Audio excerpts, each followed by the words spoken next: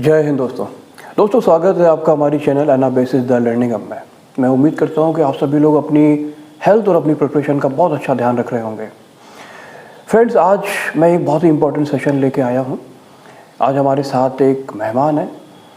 हमारे जो फ्रेंड है बहुत ही ख़ास है और इनका जो नॉलेज बेस है, जो एक्सपोजर है, जो लाइफ का इनका लर्निंग है, ये हम सभी के लिए बहुत ज़्यादा हेल्पफुल साबित होने वाला है, क्योंकि हम बहुत ही इंपॉर्टेंट पॉइंट्स पे इनके साथ डिस्कशन करेंगे। इन्होंने आईआईटी क्रैक किया था 97 में, 2001 पास्ड आउट हैं आईआईटी चेन्नई से। ये वो दौर था जब सिर्फ 5 आईआईटी इंडिया में होते थे और आईआईटी का एग्ज़ाम क्लियर करना बहुत टफ था, एक्चुअली बहुत टफ था। तो उन्होंने उस दौर में आईआईटी का एग्ज़ाम क्लियर किया। वो एक छोटे शहर से बिलोंग करते हैं। उन्होंने अपने एजुकेशन की जो जर्नी है, जो एकेडमिक जर्नी है, वो हिंदी माध्यम से शुरू की और एकेडमिकली भी उन्होंने बहुत ज़्यादा जो एक परसेंटेज मार्क्स लाने वाला जो क्राइटेरिया होता है वैसा भी नहीं था। यानी हमारे लिए बहुत इंटरेस्टिंग सेशन होने जा रहा है कि एक ऐसे कैंडिडेट जिन्होंने 90, 95 और 99% की दौड़ में नहीं रहे, वो बहुत बड़ी सिटी से नहीं थे, बहुत बड़े किसी मेट्रो सिटी से नहीं थे जहाँ बहुत सारी फैसिलिटीज़ उनको मिली हों, और उसके बाद भी उन्होंने उन दिनों आईआईटीज़ के एग्ज़ाम को क्रैक किया जब आईआईटी को क्लियर करना और क्रैक करना एक बहुत बड़ा टास्क था। तो फ्रेंड्स, आज का सेशन बहुत इंपॉर्टेंट होने जा रहा है। जुड़े रहिए हमारे साथ, क्योंकि हम बात करेंगे बहुत ही इंपॉर्टेंट टॉपिक्स पे और ये आपके लिए बहुत ही हेल्पफुल साबित होगा।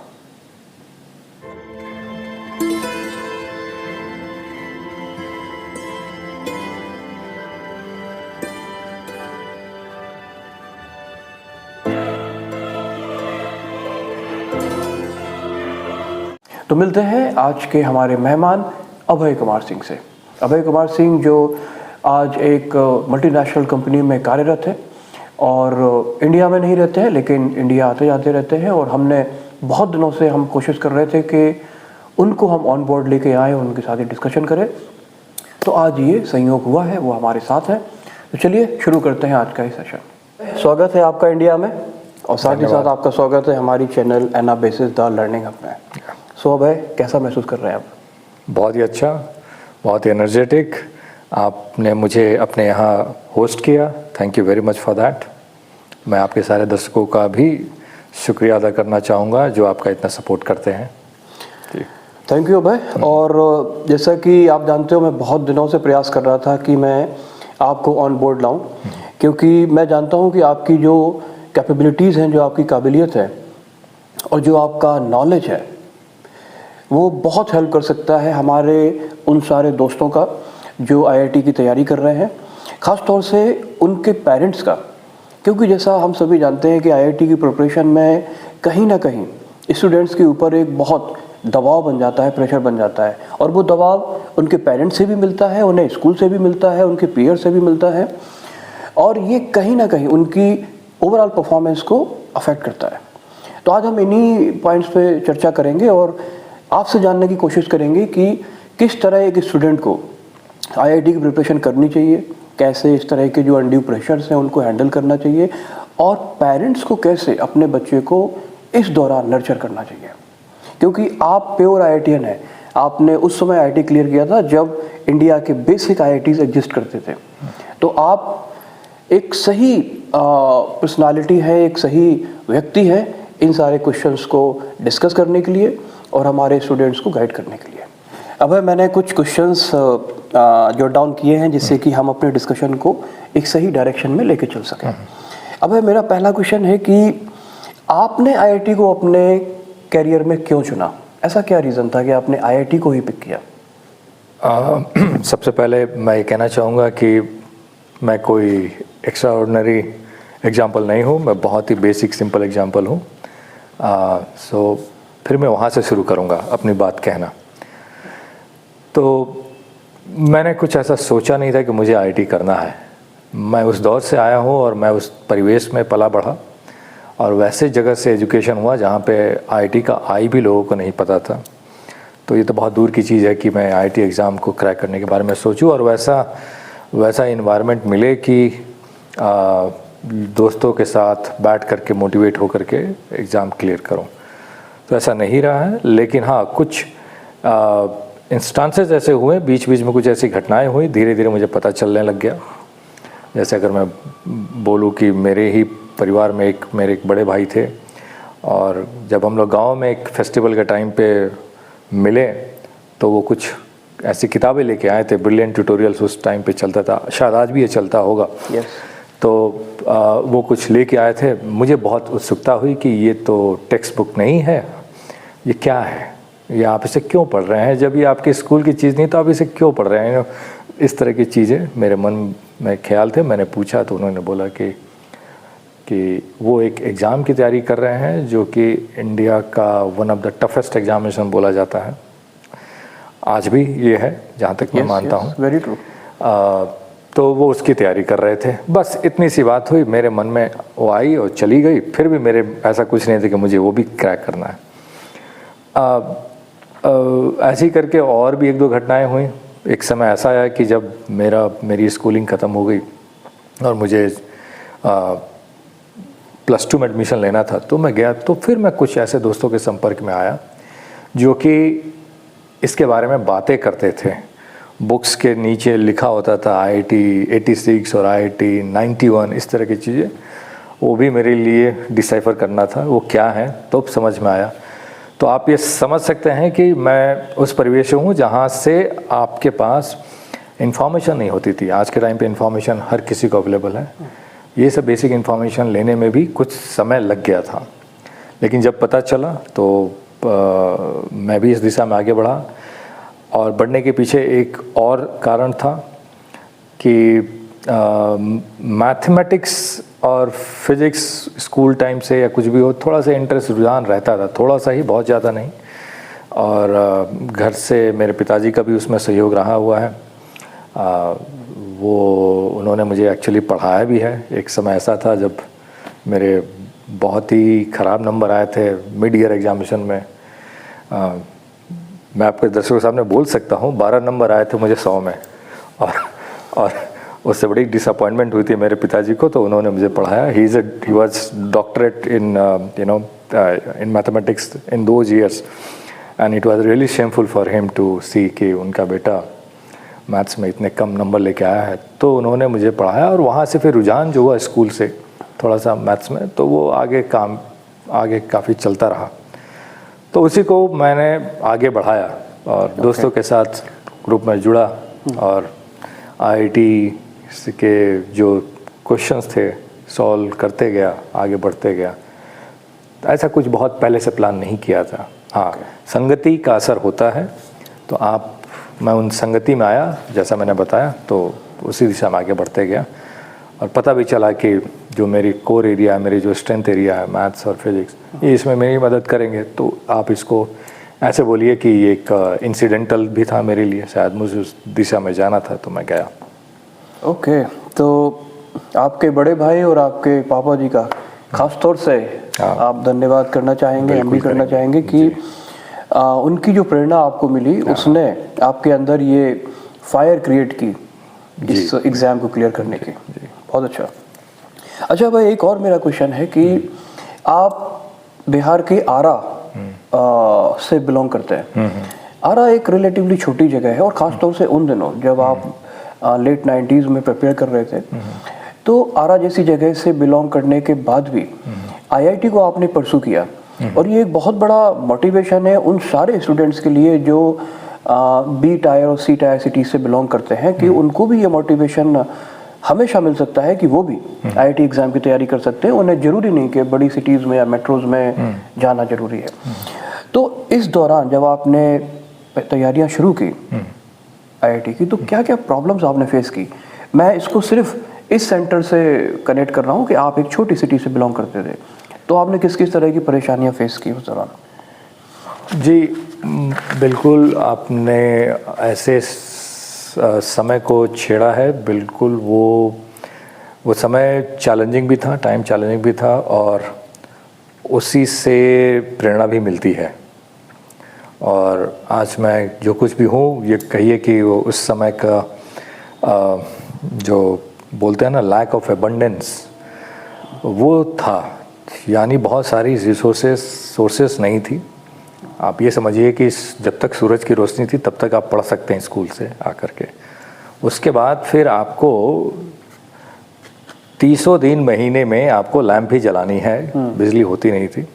कई बार तो दिन में भी बिजली नहीं होती थी, 3-3 दिनों बाद बिजली आती थी। तो पड़ोस से के लोगों का जो लाश और हर्ष सुनाई देता था, उस समझ में आता था कि बिजली आ गई है। तो ये वो दौर था।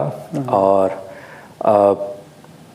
एक बात और मैं कहना चाहूँगा कि आपको ना एक मोटिवेशन चाहिए होता है, और किसी न किसी स्टेज पे कोई ना कोई मोटिवेशन आपको मिलते जाता है, अगर आपका राह सच्चा है और आपके मन में वो दृढ़ता है उस चीज़ को पाने के लिए।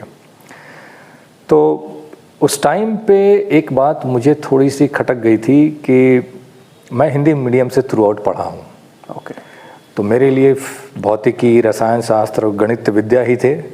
फिजिक्स, केमिस्ट्री, मैथ्स ये बहुत बाद में हुआ, जब मुझे आईटी की प्रिपरेशन करनी पड़ी तब हुआ। तो जब मैं 8वीं या 9वीं में था तभी मेरे एक रिलेटिव, दूसरे रिलेटिव थे, उन्होंने ही कुछ ऐसा माखौल तो नहीं बोलूँगा, बट एक लगा कि जैसे कोई सटायर कोई करता है ना कि आप तो हिंदी मीडियम से, आप कैसे करोगे इस चीज़ को, आपके लिए बहुत मुश्किल होगा, क्योंकि आप तो हिंदी से पढ़ते हो और वो भी बिहार जैसे ऐसी छोटी जगह पे हो, आपको तो मिलेगा ही नहीं ये सब करने के लिए, तैयारी करने के लिए जो भी होगा। अब ये बात मेरे दिमाग में थी। तो जैसे ही मेरी 10वीं मैंने हिंदी मीडियम से पास किया, मैं सारी एनसीईआरटी की किताबें इंग्लिश मीडियम से खोज लेके आया और पढ़ना शुरू किया। बहुत धीरे धीरे पढ़ाई होता था, शुरू में समझ में नहीं आता था। मैं उस दौर से आया हूँ जहाँ पे हम लोग इंग्लिश बोलना तो दूर, इंग्लिश के शब्द भी अगर यूज करते थे तो हमारे दोस्त हमारा मतलब मजाक उड़ाते थे कि तुम कौन सी दुनिया से आए हो। तो वो भी एक था अंदर से कि कैसे करेंगे हम ये सब के बीच में पढ़ाई। तो किया धीरे धीरे। कहते हैं ना कि पानी भी पत्थर पे गिरता है तो वो सुराख बनाते जाता है। तो कंसिस्टेंसी थी, तो करते गया, बढ़ते गया, तो एक दिन वो भी क्लियर हो गया एग्जामिनेशन।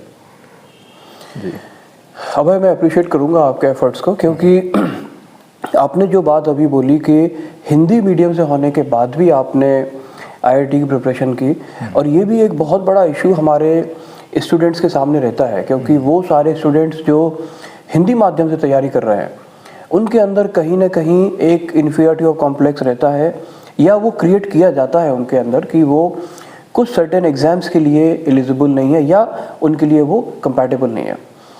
लेकिन जैसा आपने बताया कि हिंदी माध्यम और हिंदी माध्यम या अंग्रेजी का माध्यम किसी भी एग्ज़ाम को क्लियर करने के लिए एक हर्डल नहीं है, किसी तरह की अड़चन नहीं है।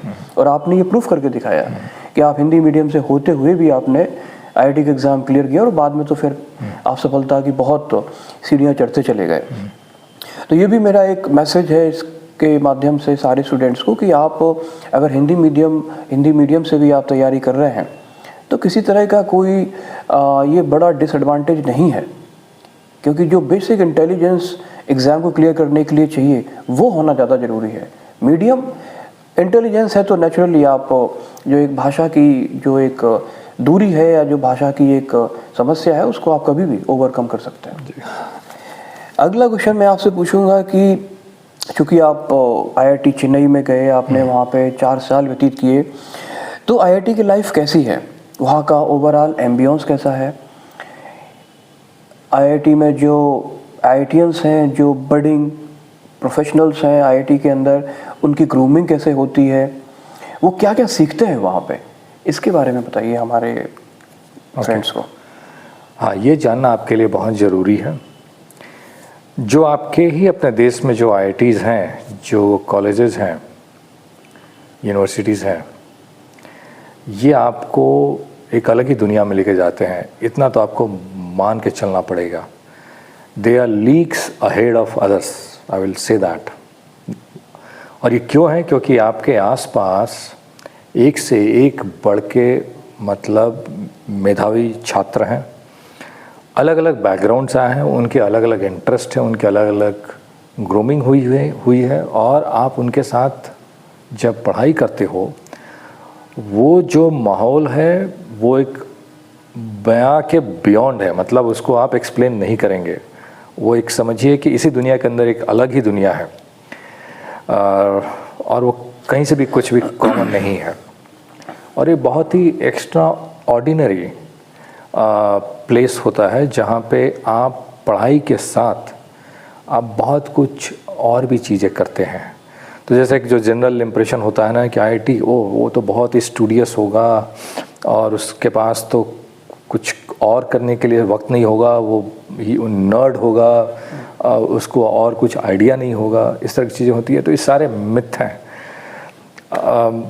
आईआईटी का जो करिकुलम होता है बहुत ही स्ट्रेन्युअस होता है, बहुत ही डिफ़िकल्ट होता है, बट ये मान के चला जाता है कि जो वहाँ तक पहुँचा है वो उसको आगे तक भी लेके जाएगा। और बेसिक आपने बोला ना, बिल्कुल सही आपने बोला कि आईआईटी एग्ज़ामिनेशन भी आपके बेसिक इंटेलिजेंस को ही मेज़र करता है, उसके ज़्यादा नहीं। तो आप जब वहाँ पहुँच जाते हैं तो आपको जो एनवायरनमेंट मिलता है उसमें आपको रोज़ किसी न किसी एग्ज़ाम के दौर से गुज़रना होता है।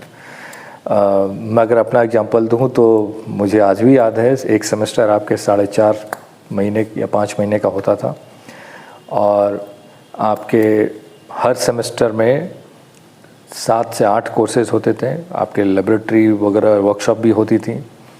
हर रोज़ सुबह 8 से 9 बजे आपको एग्ज़ाम देना पड़ता था 1 घंटे का, और उस 8 से 9 के बाद 9 से लेकर शाम को 5 साढ़े 5 बजे तक आपके क्लासेस चलेंगी, आपके वर्कशॉप्स होंगे। फिर उसके बाद आप जाइएगा हॉस्टल में, खाना खाइएगा 6:30 7 बजे तक, फिर से वापस अगले दिन सुबह 8 से 9 की तैयारी करेंगे। और ये पूरा प्रोसेस 9 दिनों तक चलेगा। उसके बाद आपके पेपर्स मिलने शुरू होंगे, रिव्यू होगा, इवैल्यूएशन होगा, सरप्राइज़ टेस्ट होती हैं, इसी बीच में प्रोफेसर्स लेते हैं। तो पूरा एक जो साइकिल होता है वो 1 महीने चलता है। ऐसे ही दूसरी साइकिल शुरू हो जाती है, दूसरे महीने तीसरी साइकिल शुरू हो जाती है, ऐसे करके 3 होता है। फिर फाइनली जब तीसरी साइकिल ख़त्म होती है तो एंड सेमेस्टर एग्जामिनेशन हो जाता है। तो ऐसे करके आपको ऑल टाइम इंगेज करते हैं। सुनने में तो बड़ा सा लगता है कि फिर समय कहाँ मिलता है। वैसे मैं बताऊँ, आईआईटी के अंदर इतनी एक्टिविटी होती हैं कि आप दांतों तले उंगली दबा लेंगे। कल्चरल फेस्टिवल्स होती हैं, आपके टेक्नोलॉजिकल फेस्ट होती हैं, आपके एक्स्ट्रा करिकुलर इतनी सारी एक्टिविटीज़ होती हैं। जो आपके छात्र हैं वो अलग अलग गेम्स खेलते हैं, उनके अंदर कंपटीशन होती है, इंटर आईआईटीज़ होती हैं। रात को अगर आप 8 या 9 बजे चले जाएं अपने स्पोर्ट्स कॉम्प्लेक्स में तो बच्चे वॉलीबॉल भी खेलेंगे, बास्केटबॉल भी खेलेंगे, या कुछ न कुछ कोई एक्टिविटी चलेगी। आपको यकीन नहीं होगा, फ्लड लाइट्स में बच्चे क्रिकेट भी खेलते हैं, फुटबॉल भी खेलते हैं। ये सारी सब एक्टिविटी चलती है, पढ़ाई भी होती है और डिबेट्स होती हैं, एक्स्ट्रा म्यूरल लेक्चर्स होती हैं। वो अलग ही दुनिया है। तो आईआईटी एक वेल राउंडेड ग्रूमिंग करता है ताकि जब आप बाहर निकलें तो आप एक पूरी तरीके से परिपक्व हों। आप सिर्फ सब्जेक्ट के एक्सपर्ट ना हों, रादर जो नॉन सब्जेक्ट एरियाज़ हैं उसमें भी आप दक्ष हों, ये आपसे उम्मीद की जाती है। और आपको ऐसा सिस्टम में ढाल ही दिया जाता है, आप न चाहते हुए भी आप जाओगे।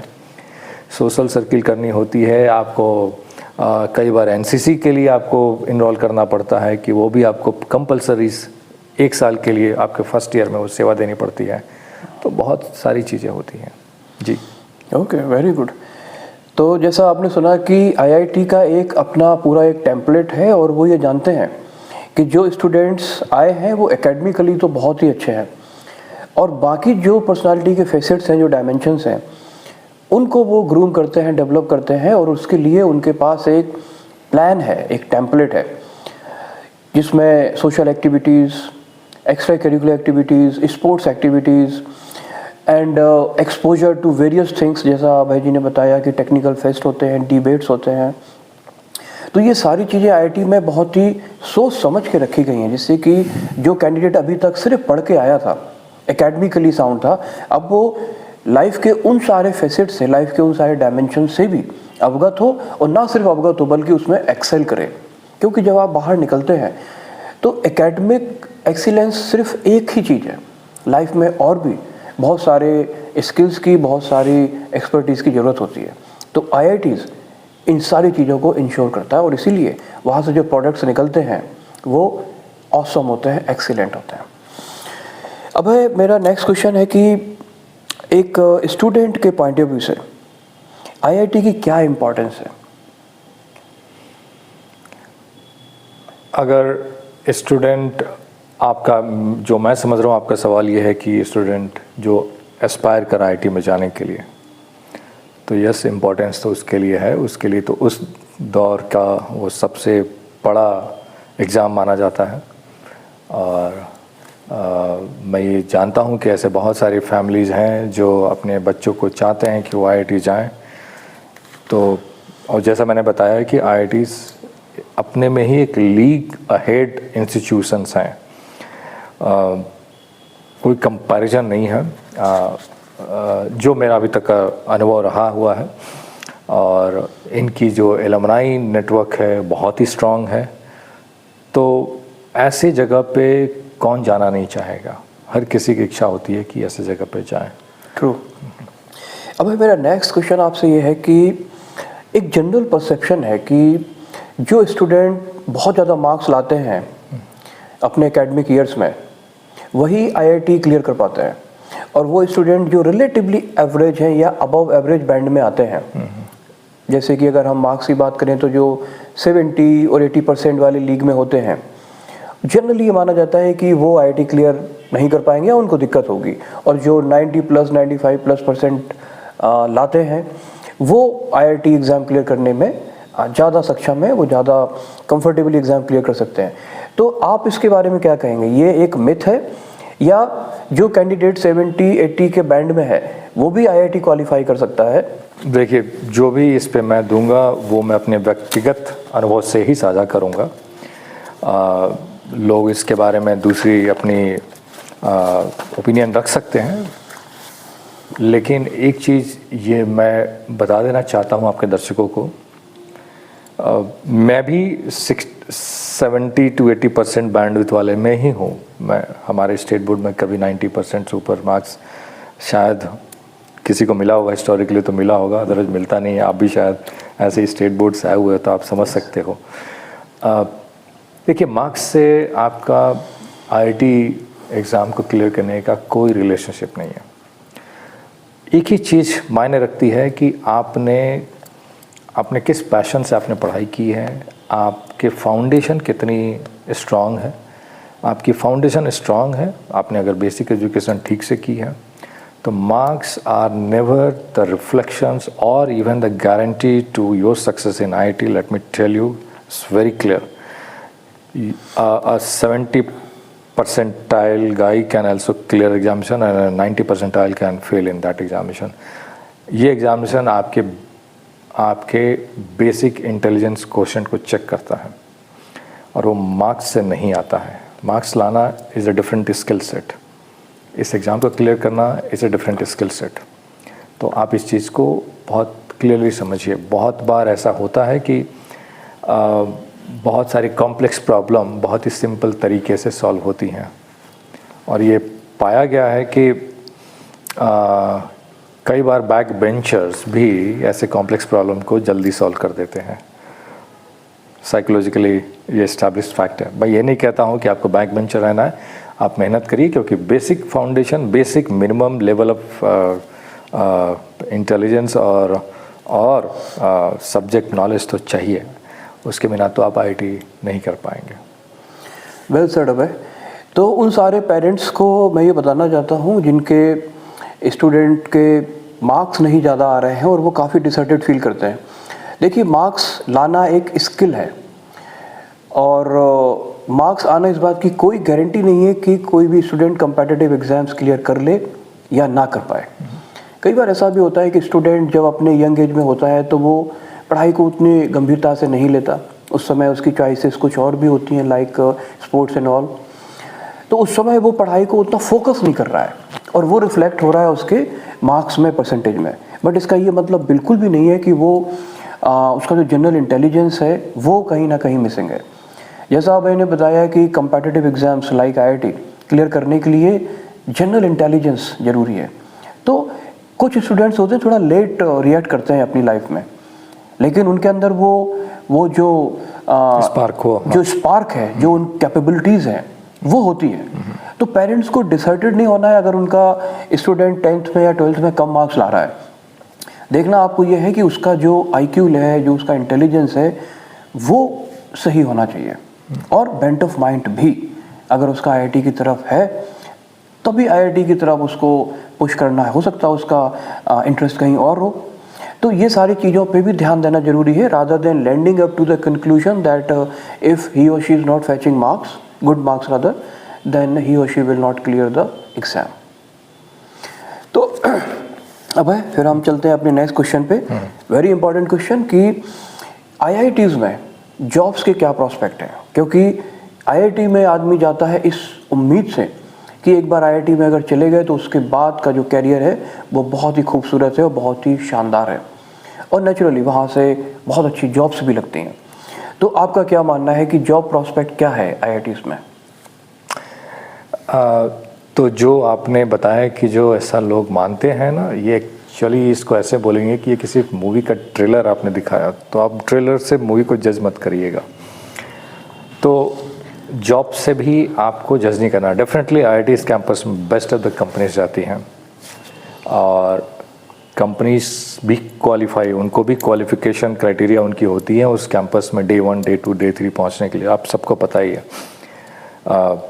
वैसी कंपनियों को शायद पहले महीने में कोई स्लॉट भी नहीं मिलता इंटरव्यू लेने के लिए स्टूडेंट्स का, अगर वो उनकी पुरानी हिस्ट्री ठीक नहीं रही है तो किसी भी मामले में, या अगर अच्छी कंपनी नहीं है तो आईआईटीज़ भी बहुत सेलेक्टिव हो जाती हैं। स्टूडेंट भी सेलेक्टिव होते हैं, उनको भी ऑप्शन होता है कि वो इस इंटरव्यू के लिए जाके बैठेंगे कि नहीं बैठेंगे। लेकिन आईआईटीज़ को अगर हम जॉब से मेज़र करें तो भी एक अतिशयोक्ति होगी, ऐसा नहीं करना चाहिए। जो बेसिक जो पॉइंट है, आईआईटी आपको ऐसी लाइफ के लिए प्रिपेयर करती है कि आप, जॉब तो बहुत छोटी सी चीज़ है, आप बहुत कुछ बड़ा करने के लिए तैयार हो चुके होते हो।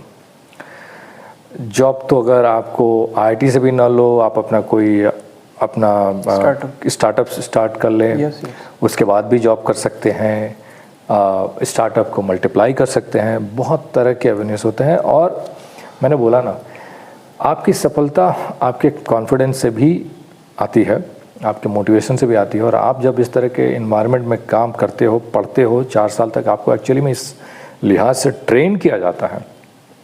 एवरी डे ट्रेनिंग एक तरीके की होती है। वो मैंने बोला ना, जिस तरीके से आपका पूरा इन्वायरमेंट है, तो job is something which you would be needing at the last. what you need and what you get out of it is much more than this job. Job prospect तो डेफिनेटली टॉप नॉच की होती है, इसलिए मैं उस पर कुछ बोलूँगा नहीं। और once an IIT is an IIT and forever एवर। आप अगर स्टार्टअप करके भी फेल भी होते हैं तब भी आप जॉब के लिए एलिजिबल हैं। आप लोग जाते हैं, करते हैं, और इंडस्ट्री उसको बहुत अच्छे से रिकॉग्नाइज करती है। मालूम है कि इस लड़के में इतना बेसिक इंटेलिजेंस है और उस दौर से गुजरा है, तो सब्जेक्ट नॉलेज तो रखता ही है। बिल्कुल ठीक कहा भाई आपने, क्योंकि जॉब का तो आईआईटीज़ में कभी भी इशू नहीं रहा, बल्कि कहा यह जाता है कि आईआईटियंस जॉब क्रिएट करते हैं। यानी कि वो जब अपने कॉलेज से निकलते हैं तो स्टार्टअप के थ्रू या किसी और इनिशिएटिव के थ्रू कुछ ऐसा करते हैं जो जॉब वो क्रिएट करते हैं, जैसे कि बहुत सारे लोगों को जॉब मिल सके। और ऐसा हुआ भी है, आप देख सकते हैं बहुत सारे IITians, they are doing quite well and they have created the industries in fact. Yes. अब नेक्स्ट क्वेश्चन बहुत इंपॉर्टेंट है और मेरे बहुत सारे जो कैंडिडेट्स हैं उनके साथ साथ उनके पेरेंट्स भी जानना चाहते हैं कि क्या आईआईटी के अलावा भी कोई इंजीनियरिंग कॉलेज उनका लाइफ का ऑप्शन हो सकता है? इसको ऐसे समझते हैं कि तैयारी करनी शुरू करता है कैंडिडेट आईआईटी के लिए, लेकिन अगर आईआईटी नहीं हो पाता है किसी भी कारण से, तो क्या इंजीनियरिंग अगर वो किसी अच्छे इंजीनियरिंग कॉलेज से करता है तो क्या ये उसके लिए ठीक है, या अगर आईआईटी मिस कर दिया तो फिर लाइफ में एक बहुत बड़ी चीज़ मिस कर दी? इसको मैं ऐसे भी कहता हूँ कि जो एक प्रेशर बनने का बहुत बड़ा रीज़न है पेरेंट्स के ऊपर या स्टूडेंट्स के ऊपर, वो यही है कि अगर आईआईटी मिस कर दी तो फिर लाइफ में सब कुछ मिस हो गया। तो क्या अच्छे इंजीनियरिंग कॉलेज से इंजीनियरिंग करने के बाद भी अच्छे प्रॉस्पेक्ट्स होते हैं लाइफ में, या सिर्फ आईआईटी से करने के बाद ही होते हैं? नहीं, तो मैं इसमें आपको ये बात पूरी तरीके से क्लियर कर देना चाहता हूँ कि आईआईटी में आप जाते हो, एजुकेशन ले लेते हो, उसके बाद जॉब या जो भी स्टार्टअप कर लेते हो, वो एक फेज है।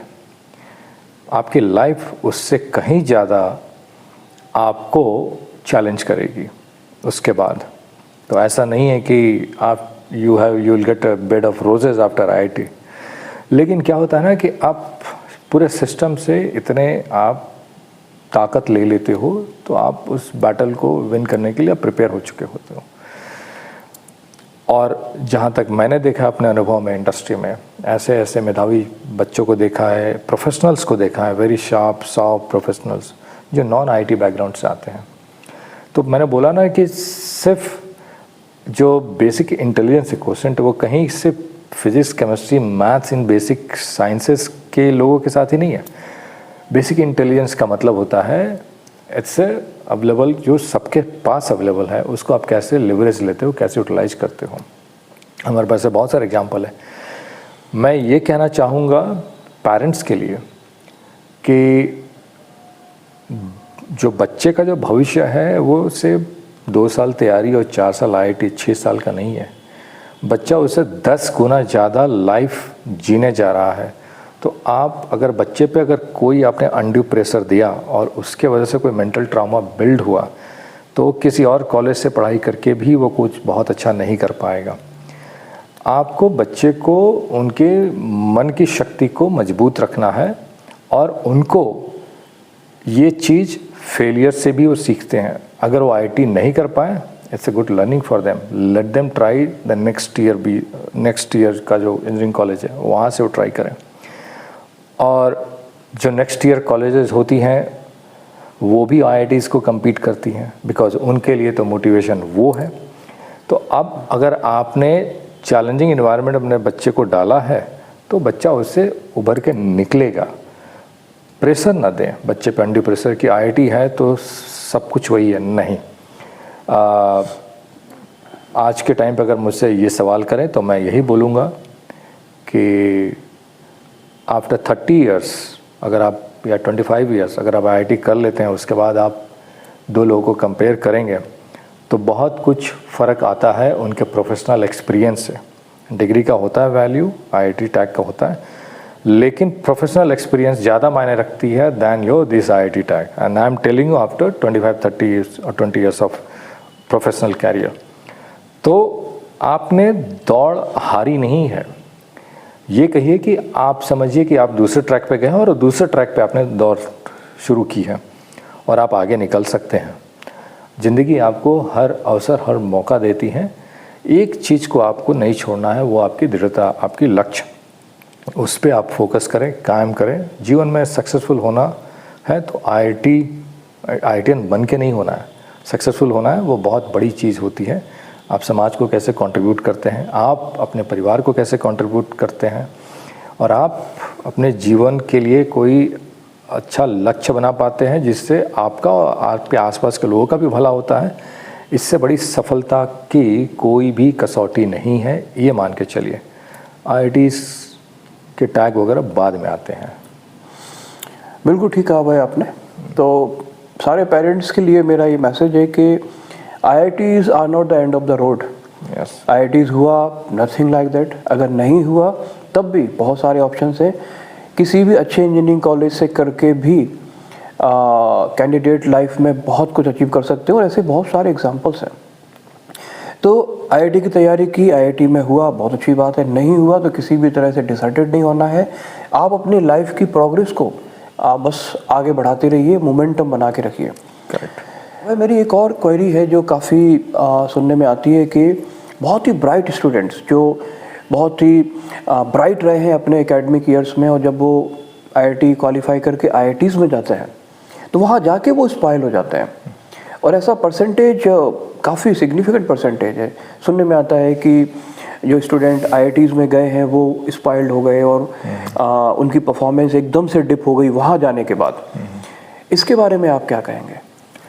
देखिए, ऐसा व्यस बिल्कुल सुनने में आता है, और अगर आप इनके रूट कॉज एनालिसिस करेंगे तो थोड़ा बहुत मैं बोलूँगा आपकी थोड़ी बहुत परवरिश और थोड़ी बहुत संगति दोनों का है। अगर आपने परवरिश ठीक से की है, बच्चे का फाउंडेशन स्ट्रांग है, फाउंडेशन एकेडमिकली स्ट्रांग की बात नहीं कर रहा हूँ अब मैं यहाँ पे, आपके कुछ जो परिवार में जब बच्चा बड़ा होता है तो बहुत कुछ आप उसको एज ए संस्कार या बहुत कुछ आप उसको इनबिल्ट करते हैं।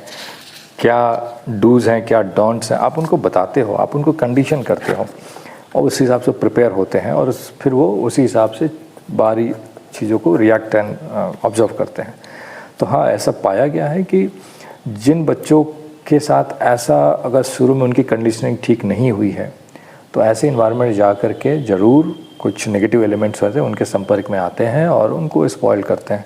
और वो बच्चे भी ज़्यादा वल्नरेबल हो जाते हैं जिनके सामने एक्सपेक्टेशंस का बहुत बड़ा ऊंचा पहाड़ खड़ा किया गया होता है और थोड़ी सी पैर फिसलने पे कि ये मेरा टारगेट मीट नहीं हुआ और उस डिप्रेशन में जाते हैं और बस इसी की तैयारी में लोग बैठे होते हैं जहाँ पे बच्चे स्पॉइल हो जाते हैं। तो पेरेंट्स को खास कर इस बात का ध्यान रखना चाहिए कि सिर्फ पढ़ाई सब कुछ नहीं होता है, जीवन के बहुत कुछ लेसन्स होते हैं जो आपको बच्चे को ट्रेन करना होता है। कोई ऐसी स्कूल बनी नहीं है वैसे सुधीर, आप भी जानते हो हमारे यहाँ कोई ऐसा स्कूल नहीं है जो आपको लाइफ लेसन्स के लिए आपको ट्रेन करें।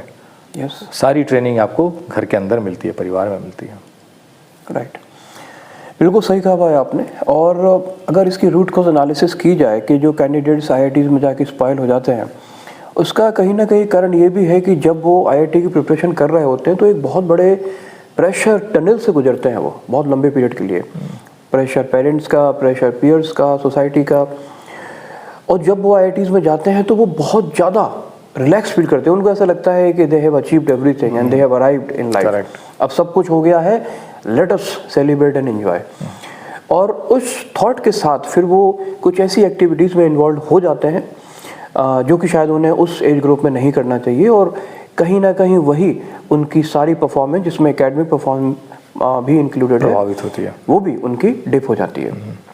बट जैसा अभय ने बताया, ये बहुत ही पर्टिनेंट पॉइंट है कि स्टूडेंट कहीं भी जाए उसकी जो बेसिक फाउंडेशन जो उसके मोरल्स हैं, जो उसके पेरेंट्स ने उसे दिए हैं, जो फाउंडेशन ईयर्स में जो फैमिली से ही मिलते हैं, वही हेल्प करते हैं। वो IITs में जाए या अब्रॉड में जाए, वो एक पर्टिकुलर लाइफ स्टाइल हमेशा फॉलो कर सकता है अगर उसकी फाउंडेशन अच्छी है तो। मेरा नेक्स्ट क्वेश्चन है, बहुत इंपॉर्टेंट है यार, कि IIT एग्ज़ाम की प्रिपरेशन करने का सही समय क्या है? During the 10th, after the 10th और आफ्टर द 12th? आपको क्या लगता है कि किस समय स्टूडेंट को इस एग्ज़ाम की तैयारी शुरू करनी चाहिए? अगेन इसमें बहुत लोगों के बहुत तरीके के मत आएंगे, लेकिन मैं ये कहूँगा अगर आप स्कूलिंग कर रहे हैं तो आप स्कूलिंग को अच्छे से करें, क्योंकि स्कूलिंग का जो मॉडल जो सेटअप होता है आपकी फाउंडेशन को स्ट्रॉन्ग करने के लिए होता है। तो आप उस पर भरोसा करिए, ट्रस्ट करिए। जो 9th या 10th में जो पढ़ाया जाता है वो इसलिए पढ़ाया जाता है कि आप चल करके 11th एंड 12th पे उससे एक हायर एलिमेंट पे आप प्ले करेंगे, आप कॉम्प्लेक्स प्रॉब्लम को सॉल्व करेंगे। तो हर चीज़ का एक समय होता है। तो अगर मुझसे पूछें तो मैं कहूँगा, मेरे केस में तो मैं 11th के बाद ही गया, तो हिंदी टू इंग्लिश पहले ट्रांजिशन किया, तो लैंग्वेज को अडॉप्ट किया, सब्जेक्ट को फिर अडॉप्ट किया, उनको उसको एम्ब्रेस किया, एंड देन कॉम्पिटिटिव एग्ज़ाम में क्वालिफाई किया। अगर मेरे जैसा विद्यार्थी जो 8वीं क्लास में 12 नंबर लेके आया और 3 साल बाद मतलब 2 साल बाद इंग्लिश मीडियम में पढ़ाई करके IIT क्रैक कर रहा है, तो मेरे ख्याल से मैं तो इस बात को बोलूँगा कि IIT की तैयारी आपको 11th से करनी चाहिए। उसके पहले आप फाउंडेशन को स्ट्रॉन्ग बनाएं, फोकस्ड रहें। जो आपको और भी जब सब्जेक्ट्स जो 9th एंड 10th में पढ़ाए जाते हैं वो भी बहुत ज़रूरी है, क्योंकि अगर आपने वो ठीक से नहीं पढ़ा और IIT में वो चीज़ भी टेस्ट होता है, तो IITs में आपके बहुत सारे ह्यूमैनिटीज़ के कोर्सेज होती हैं जिसमें आपको क्वालिफाई करना पड़ता है, सोशल साइंस होती है, इकोनॉमिक्स होती हैं। अगर आप सिर्फ IIT पे फोकस करें और इन सब्जेक्ट्स में नहीं करें तो आपके मार्क्स वहाँ पे जाकर अफेक्ट होंगे। तो कहने का मतलब है आप फाउंडेशन को स्ट्रॉन्ग बनाइए, 9th 10th फोकस होकर पढ़ाई करिए। 10th के बाद आप IIT की तैयारी करें, बिल्कुल साथ में जो इसे करना है करें, फोकस्ड हो में कंसिस्टेंसी है तो आप कोई भी एग्ज़ाम को 2 साल के अंदर क्रैक कर सकते हैं। ऐसा कोई भी दुनिया का एग्ज़ाम नहीं है जिसे आप 2 साल के अंदर क्रैक ना कर सकें, और आप मेरे से स्टेटमेंट को टेस्ट कर सकते हैं। किसी से भी कहीं से भी, कोई भी ऐसा एग्जामिनेशन नहीं है जी। वेरी वेल सेड अभय। तो अभय का यही मानना है और कहीं ना कहीं मेरा भी मानना है कि 10th के बाद ही IIT की तैयारी करना बेहतर है, क्योंकि 10th तक जो फाउंडेशंस हैं वो स्ट्रांग हो जाएं, उसके बाद एक पैरेलल ओवरलैप बने प्रिपरेशन का 11th और 12th में, क्योंकि फिजिक्स केमिस्ट्री मैथ्स जो कि IIT एग्ज़ाम में आपसे पूछे जाते हैं, तो यहाँ से एक ओवरलैप स्टार्ट हो जाएगा, आपका एक्सपोजर हो जाएगा उस कंटेंट के लिए, उस सिलेबस के लिए जो IIT एग्ज़ाम में पूछा जाएगा। 11th 12th में आप फोकस करना शुरू करें, 10th के बाद ही तैयारी करना स्टूडेंट के लिए बेहतर है। अगला मेरा क्वेश्चन है कि एक IITian होने की क्या रिस्पॉन्सिबिलिटीज़ हैं सोसाइटी में, प्रोफेशनल डोमेन में and overall as an individual? कहते हैं ना कि अगर आपको ऐसी अपॉर्चुनिटी मिली कि आप IIT जैसे कैंपस से पढ़ाई कर रहे हैं और आपके लिए सरकार इतने सब कुछ इंतज़ाम करके रखी हुई है, बेस्ट ऑफ द प्रोफेसर्स को इनरोल करती है वहाँ पे, बेस्ट ऑफ द लेबोरेटरीज़ होती हैं, कंप्यूटर लेबोरेटरीज़ होती हैं, वर्कशॉप्स होती हैं, आपको पूरा ग्रूमिंग के लिए सरकार भी खर्च करती है, और आप ऐसे माहौल में जाते हैं और आपके साथ आसपास ऐसे ब्राइट स्टूडेंट्स होते हैं, उनके साथ आप बैठ कुछ करके आप कुछ क्रिएशन करते हैं, रचना करते हैं। तो एज एन IITian आपकी रिस्पॉन्सिबिलिटी, तो आप तो पहले ही आप एक बेंचमार्क सेट कर दिए हैं, रोल मॉडल बन चुके होते हैं, आप अपने गली मोहल्ले और शहर के अंदर आप ऑलरेडी एक रोल मॉडल बने हुए हैं। आपको तो उसे मेंटेन करने की जिम्मेदारी तो ऐसे ही आ जाती है, बोलने की भी ज़रूरत नहीं है। आप जो करेंगे आपके जूनियर बच्चे उसे फॉलो करेंगे, इसको हम ऐसे देखें। आपके परिवार के जो दूसरे बच्चे हैं आपको ही फॉलो करने वाले हैं, तो एडेड रिस्पॉन्सिबिलिटी आ जाती है। जब आप उस एजुकेशन उस दौर से गुजरते हैं तो फिर आपको ये फील होता है कि आपके प्रोफेसर आपके लिए भी इतना एफर्ट मेहनत करते हैं और आपको पढ़ाते हैं, पूरा सिस्टम आपके लिए लगा रहता है। आप इसको ऐसे देखिए, जैसे होता है ना कि अंदर की तरफ देखना होता है, एक बाहर की तरफ देखना होता है। जब आप देखते हैं पूरा इकोसिस्टम आपको प्रिपेयर करता है, तो आपकी तो ये रिस्पॉन्सिबिलिटी बन जाती है कि आप अगर IIT से निकले तो आप अपने देश और समाज के लिए सबसे पहले जिम्मेदारी कि आपको करना चाहिए। सिर्फ हमारे सेना के जवानों की जिम्मेदारी नहीं होती है, आपकी भी जिम्मेदारी है। आपको जिस चीज़ के लिए ट्रेन किया गया है उस सब्जेक्ट में, उस डोमेन में आप कंट्रीब्यूट करें, तभी आपका एज ए नेशन का ग्रोथ होता है, उसका वेल्थ बिल्ड होता है। आपके जैसे टेक्नोलॉजिस्ट जो जब जा कर के ऐसे बिल्डिंग्स हो, कंस्ट्रक्शंस हो, टेक्नोलॉजीज़ हो, और आप कुछ भी कहें, स्टार्टिंग फ्रॉम एनी डोमेन, चाहे कंप्यूटर साइंस, मैकेनिकल, इलेक्ट्रिकल, हर डोमेन का एक कंट्रीब्यूशन है कंट्री के वेल्थ जनरेशन में, कंट्री को डेवलप करने में। आपको वहाँ पे कंट्रीब्यूट करना है, तो ये जिम्मेदारी मैं सबसे पहले जिम्मेदारी मानता हूँ आपकी बननी चाहिए। बहुत अच्छा अभय। अब एक चीज़ हमने देखी है कि जो IITians होते हैं, जो IT बैकग्राउंड के कैंडिडेट्स होते हैं, वो सिविल सर्विसेज में उनका काफ़ी अच्छा परफॉर्मेंस होता है in terms of cracking the exam. तो आपको लगता है कि IITians को सिविल सर्विसेज क्वालिफाई करके जाना चाहिए? जैसा कि अभी जस्ट हमने बात की कि IITians की एक जिम्मेदारी है, एक रिस्पॉन्सिबिलिटी है सोसाइटी के लिए कंट्रीब्यूट करने के लिए इन द टेक्निकल डोमेन। तो सिविल सर्विसेज क्रैक करके वो सिविल सर्वेंट बन जाते हैं, क्या ये ट्रांजिशन ठीक है उनके लिए और देश के लिए? अभी जैसे मैंने बोला कि उनको अपने देश के ग्रोथ के लिए काम करना है। अब जहाँ पे हम अगर सिविल सर्विसेज की बात करते हैं, तो जो हम हिस्टोरिकली देखे हैं, अगर हमारे से पहले की बात कहें तो मोस्टली 8 सब्जेक्ट के स्टूडेंट्स जाया करते थे, और वो दौर भी था जब ऐसे लोग जाते थे। IITians नहीं जाते थे पहले, मैं अगर 70s 80s की बात करूं तो। बट 90s में एक ऐसा दौर आया जब IITians ने इंटरेस्ट लेना शुरू किया, और आप इसको ऐसे देखें कि इंटरेस्ट लेना शुरू किया और उनका वो क्वालिफाई भी करते थे और उनको UPSC एक्सेप्ट भी करती थी, क्योंकि उस हमारे नेशन बिल्डिंग में उनका कंट्रीब्यूशन बहुत ज़रूरी है। छोटा सा एग्जांपल है, एक इंजीनियर और एक डॉक्टर अगर वो IAS ऑफिसर बनता है, तो जो एक टेक्निकल बेंट ऑफ माइंड है वो तो साथ में लेके आता ही है, प्लस जो ह्यूमैनिटीज़ जो वो साथ में जो उसने स्टडी की है आईआईटी कैंपस में, वो उसका भी फ्लेवर लेके आता है। तो जो एक नेशन को टेक्नोलॉजी एक एडवांस कंट्री बनाना होता है, उसमें आईआईटियंस बेटर परफॉर्म करते हैं, क्योंकि वैसे एनालिटिकल एबिलिटीज़, वैसा जो बेसिक इंटेलिजेंस क्वोशेंट है, स्ट्रेस हैंडलिंग जो सिचुएशंस होती हैं जिसके लिए उनको ट्रेन किया गया है, सिविल सर्विसेज जो आपके जॉब्स हैं वो ऐसी आपके नेचुरल एट्रीब्यूट्स को डिमांड करते हैं कि आप स्ट्रेस कंडीशन में भी परफॉर्म कर पाएँ। मैं तो ये मानता हूँ कि अगर आपने आईआईटीज़ के दौर को गुजर लिया है तो आप तो बहुत ही एक उम्दा परिपक्व किस्म के आप एक कैंडिडेट बन जाते हो आप आईएएस एंड आईपीएस जैसे सर्विसेज में कंट्रीब्यूट करने के लिए, क्योंकि प्रेशर से तो आप परेशान नहीं होगे, ये तो पता है, आप मेंटली बहुत ही स्ट्रांग रहोगे। दूसरा, समाज के कल्याण के लिए अगर आपको हॉस्पिटल्स बनानी है, रोड्स बनानी है, तो आपको बहुत तरीके के लोगों के साथ संपर्क में आते हो। तो आपके पास ये जो टेक्नोलॉजी और इसका जो बेसिक इंजीनियरिंग का जो बैकग्राउंड नॉलेज होता है वो आपको हमेशा हेल्प करता है नेशन बिल्डिंग में। चाहे मैं ब्रिज बिल्डिंग की बात करूं, चाहे मैं किसी टावर बिल्डिंग की बात करूं या पोर्ट बिल्डिंग की बात करूं, कहाँ पे आपको टेक्निकल स्किल की नहीं ज़रूरत पड़ती है, पड़ती है जी। बिल्कुल ठीक कहा भाई आपने।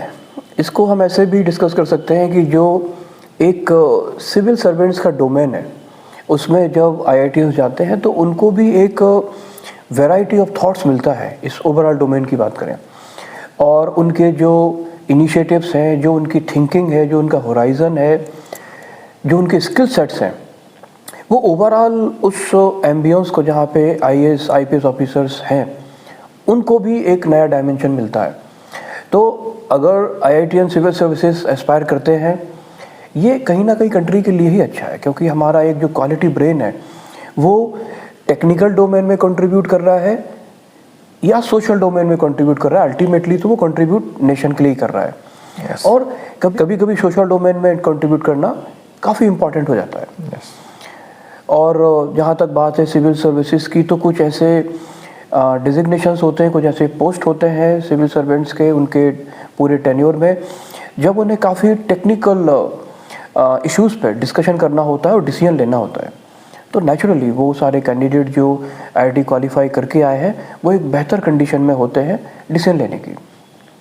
इसका कहने का ये मतलब नहीं है कि जो आईआईटी बैकग्राउंड के नहीं है वो डिसीजन नहीं ले सकते, वो भी ले सकते हैं, बट एक जो नेचुरल बेंट ऑफ माइंड है आईआईटीएंस का, डेफिनेटली वो ज़्यादा सिचुएशन को अच्छे से अप्रिशिएट कर सकते हैं और ज़्यादा लॉन्ग लास्टिंग या फ्यूचरिस्टिक डिसीजन ले सकते हैं। सुधीर, इसमें मैं एक बात और ऐड करूंगा। आपने बहुत सही बात बोली और ये बहुत ही पर्टिनेंट टॉपिक भी है। मुझे याद है कि इस पर मेरे प्रोफेसर के साथ मेरा एक डिस्कशन भी हुआ था वे बैक, क्योंकि मेरा भी उसी दिशा में रुझान था कि मैं सिविल सर्विस एग्जामिनेशन की तैयारी करूं। फंडामेंटल्स बहुत ही क्लियर था, बहुत ही स्ट्रॉन्ग कन्विक्शन था, क्योंकि मुझे मालूम है कि समाज को अगर उत्थान करना है तो सिर्फ एक सब्जेक्ट से ही नहीं होगा। You need variety of thoughts, ताकि जब डिफरेंट बैकग्राउंड से आए हुए जब ये सारे ऑफिसर्स आईएएस जब आपके कंट्री के लिए कोई डिसीजन लेते हैं तो इसमें आपका ओपिनियन स्क्यूड नहीं है। ये एक बैलेंस व्यू देता है और तब आपका जो भी डिसीजन लेते हो वो सही होता है। तो ये ज़रूरी है एक पूरे समाज के उत्थान के लिए भी। Different varieties of opinions and expertise and skills needed. तो ऐसे जस्ट बिकॉज कि आप टेक्निकल बेंट के हो यू कैनॉट कम हियर, नहीं।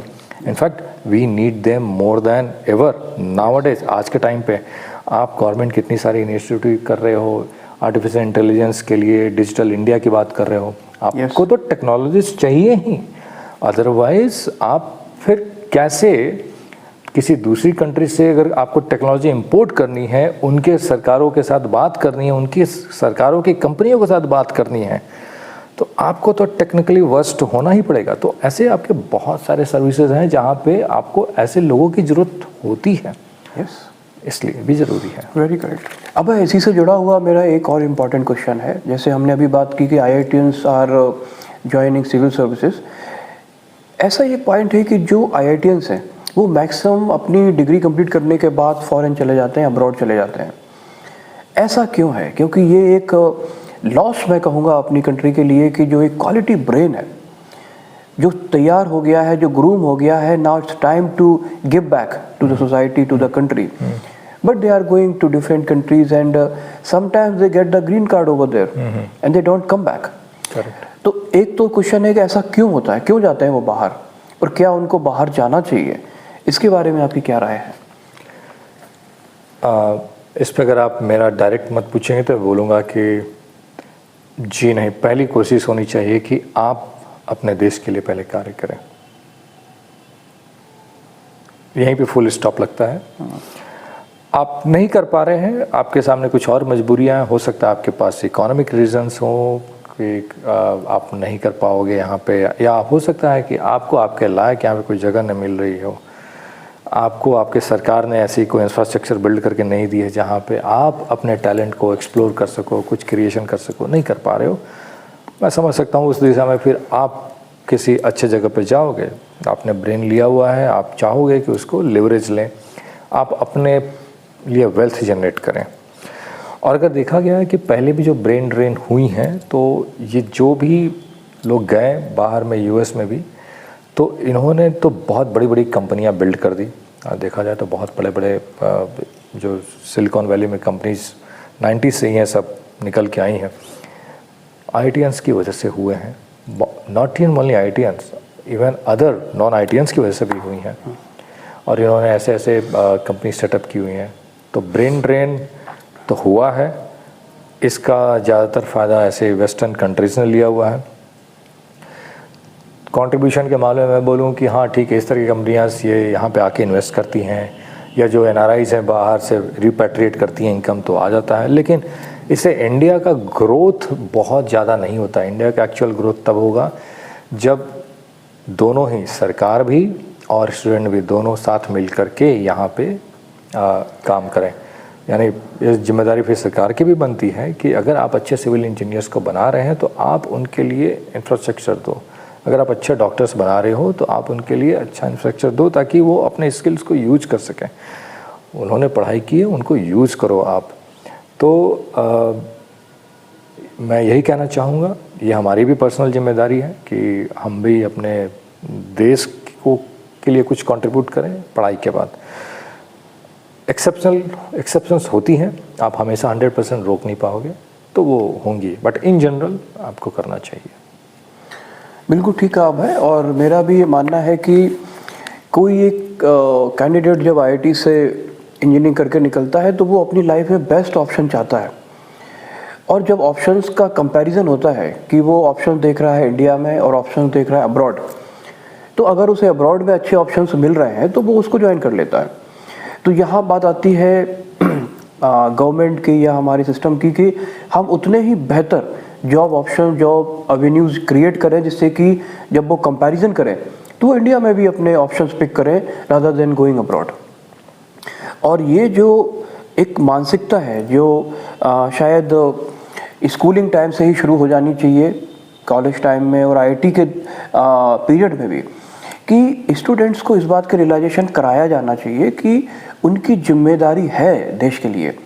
होता यह है कि उन्होंने इंजीनियरिंग कंप्लीट किया, now they are free to take the call कि वो यहाँ रहें या बाहर जाएं, वो बिल्कुल फ्री हैं। उनको किसी भी तरह का एक कंपल्शन किसी भी लेवल पे क्रिएट नहीं किया जाता है कि उन्हें यहाँ रुकना भी ज़रूरी है, उनको यहाँ कंट्री के लिए कंट्रीब्यूट करना भी ज़रूरी है।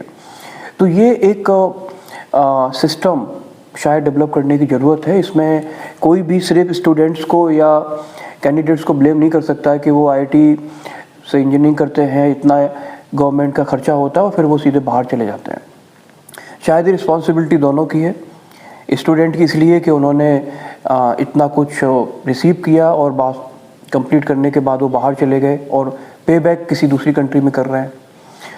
कहीं ना कहीं हमारे सिस्टम में भी फ्लॉ है कि हम इक्वल अपॉर्चुनिटीज़ यहाँ क्रिएट नहीं कर रहे हैं, और जो मोरल्स हैं जो हमें बताने चाहिए अपने स्टूडेंट्स को, अपने बच्चों को स्टार्टिंग से, कि कंट्री के लिए उनकी क्या रिस्पॉन्सिबिलिटी है। मतलब ये कोई किताबी बातें नहीं है कि सिर्फ भाषण में बोला जाए या किसी स्पीच में बोला जाए कि हमें कंट्री के लिए कंट्रीब्यूट करना है। This is a fact and we have to accept it कि हमने इतना कुछ इस देश से लिया है तो हमें देश के लिए फिर पे बैक भी करना है, कंट्रीब्यूट भी करना है। नहीं, बिल्कुल सही कहा आपने सुधीर, और इसमें मैं एक दो एग्जांपल जोड़ूंगा। हमारे ऐसे प्रोफेसर्स थे जो बाहर जाके आप पीएचडी करते हो और वापस आकर आईआईटी में ही पढ़ाते हो। हमारे साथ के मेरे अपने जो फ्रेंड्स रहे हैं वो बाहर जा कर के एमएस किया और वापस आकर के यहीं पे फिर आगे रिसर्च किया। बहुत ऐसे स्टूडेंट होते हैं जो यहाँ पे रह करके आईएम्स में जाते हैं, बी स्कूल में एजुकेशन लेकर के फिर किसी कंपनी के अच्छे पोस्ट पे जाते हैं और कंपनीज की प्रॉफिटेबल पे आते हैं, जो कि इंडिया की कंपनीज होती हैं। बहुत सारे लोग ऐसे होते हैं और करते हैं अपने अपने तरीके से, सब कंट्रीब्यूट करते हैं जो भी है। इसमें मैं एक और पॉइंट जोड़ना चाहूँगा सुधीर कि ऑफ लेट रिसेंट ईयर्स में ये इसको मैं रिवर्स ब्रेन ड्रेन की बात बोलूँगा, क्योंकि अब हमारी ही आईआईटीज़ में ऐसी इन्वेस्टमेंट्स हो रही हैं। अब हम उस स्टेज पे पहुंच गए हैं कि इंडिया की भी जो कंपनी है वो स्पॉन्सर्स करती हैं, फंड करती हैं, आईआईटीज़ को एक्स्ट्रा पैसा देती हैं कि उसके स्टूडेंट्स कुछ डोमेस्टिक स्टार्टअप करें या कुछ इनोवेट करें और उनको आगे स्केल अप करें इंडिया में रह करके। सॉरी, हम बात करेंगे रादर एक इशू पे बात करेंगे कि क्या ये ज़रूरी है कि स्टूडेंट्स आईआईटी की तैयारी करें? क्या ये ज़रूरी है कि स्टूडेंट सिर्फ इंजीनियरिंग की तैयारी करें या मेडिकल की ही तैयारी करें तभी उनका करियर अच्छा बनेगा? क्या इसके अलावा जो ऑप्शंस हैं, अब वो समय क्या नहीं आ गया है कि पेरेंट्स को एक कॉन्फिडेंस होना चाहिए कि अगर उनका स्टूडेंट इंजीनियरिंग या मेडिकल में नहीं क्लियर कर पा रहा है तब भी उसका एक अच्छा प्रोफेशनल लाइफ हो सकता है, वो सक्सेसफुल हो सकता है? सुधीर, इस सवाल पे मैं देने से पहले मैं थोड़ा सा एक बैकग्राउंड को टच करना चाहूँगा। एक ऐसा दौर रहा है जब कुछ जनरेशन बहुत ज़्यादा फोकस रहती थी इंजीनियरिंग एंड मेडिकल साइंसेस में, और ये इसलिए भी रहा है क्योंकि उस दौर में बहुत कुछ इसके अलावा था नहीं। और नेशन बिल्डिंग प्रोसेस में इन दो सब्जेक्ट्स का, engineering stream and medical stream, दोनों सब्जेक्ट का बहुत बड़ा योगदान रहा है। इसके अलावा और भी चीज़ें रही हैं बट मैं इन्हीं पे फोकस करता हूँ। इसलिए बहुत सारे पेरेंट्स अपने बच्चों के लिए ऐसा सोचते आ रहे हैं। अब ये चीज़ भूलना और नए चीज़ों को अडॉप्ट करना, इस ट्रांजिशन में, इस ट्रांसफॉर्मेशन में थोड़ा सा टाइम लगता है। इसको हम लोग एडॉप्शन बोलते हैं, न्यूअर एडॉप्शन। अब हमारे इस टाइम पे अगर जो बच्चे आज हैं, और पेरेंट्स भी आजकल बहुत समझदार हैं, वो देख रहे हैं कि आज आप जिस डिजिटल एरा में हैं वहाँ से आपको प्लेथोरा ऑफ अपॉर्चुनिटीज़ मिलती हैं, जहाँ पे आप अपने बच्चे को आगे उनको बढ़ने का मौका दे सकते हैं उनके इंटरेस्ट के हिसाब से। आज स्कूलों में भी उसी हिसाब से उनको उनके इंटरेस्ट को बिल्ड किया जाता है, डेवलप किया जाता है कि आप अपने हुनर को निखारो, देखो आपके अंदर कौन सा स्किल है, उसी को आप कैपिटलाइज करो, आगे बढ़ाओ। लोग जाते हैं मीडियाज़ में, लोग जाते हैं आर्टिफिशियल इंटेलिजेंस में जा रहे हैं, लोग साइंस में भी जा रहे हैं, लोग सोशल स्टडीज़ में जा रहे हैं। बहुत तरीके के अलग अलग एक्सपेरिमेंट्स हो रही हैं, not only on the science side, non science sides में भी। तो अब तो world is full of opportunities. So अब वो कहना कि इंजीनियरिंग एंड मेडिकल, अब मुझे लगता है ये बहुत पुरानी बातें हो गई हैं। अब समय का वो दौर है जब आपको हर स्ट्रीम से आपको कुछ ना कुछ इनोवेशन चाहिए for overall growth of the nation. बिल्कुल ठीक कहा भाई आपने, क्योंकि अब ये ऐसा समय है जब जो प्रोफेशनल एस्पेक्ट्स हैं या जो कैरियर एस्पेक्ट्स हैं वो सिर्फ इंजीनियरिंग और मेडिकल तक ही लिमिटेड नहीं है, बहुत सारे ऑप्शंस हैं।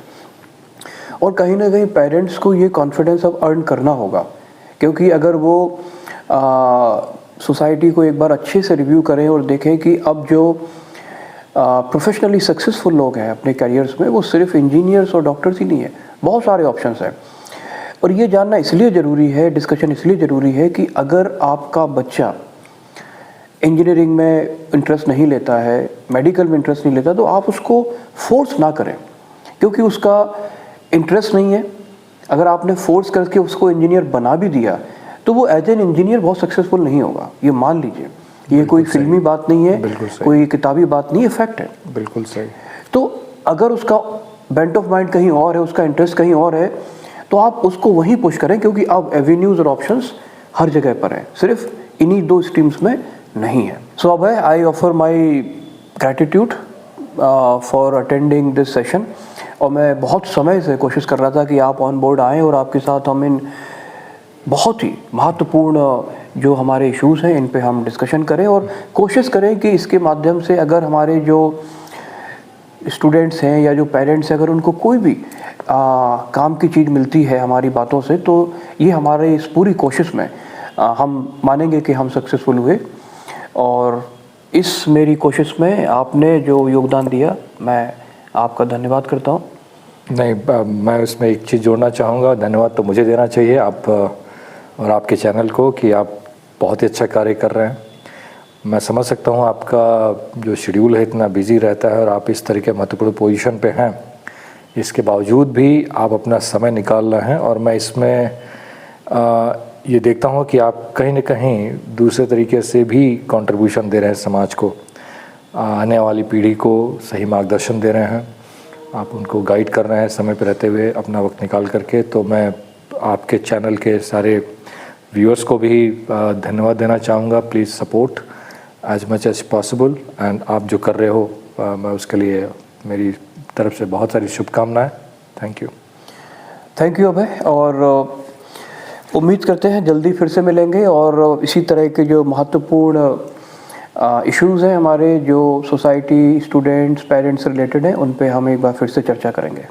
थैंक यू अभय। बिल्कुल, thank you very much for inviting me. Thank you.